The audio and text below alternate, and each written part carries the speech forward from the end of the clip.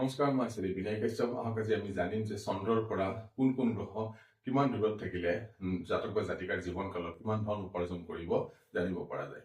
চাওক, আমি তাৰ আগতে জানিব লাগিব উপচয় ভাৱ কি। উপচয় ভাৱ হল যে লগ্ন কুণ্ডলী এখনৰ 3 নম্বৰ ঘৰ, 6 নম্বৰ ঘৰ, 10 নম্বৰ ঘৰ আৰু 11 নম্বৰ ঘৰক উপচয় ভাৱ বুলি ধৰা হয়।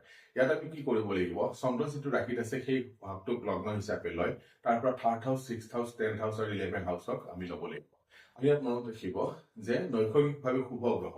নৈসৰ্গিক শুভ গ্ৰহ কি আমি জানো যে শুক্ৰ দেৱতা আৰু বৃহস্পতি দেৱতা নৈসৰ্গিকভাৱে শুভ গ্ৰহ, আৰু বুধ দেৱতা যদি পাপ প্ৰভাৱত নাথাকে বা পাপী গ্ৰহৰ লগত যদি এছ'চিয়েশ্যন নাথাকে তেনেহলে বুধ দেৱতাও নৈসৰ্গিক শুভ গ্ৰহ হয়।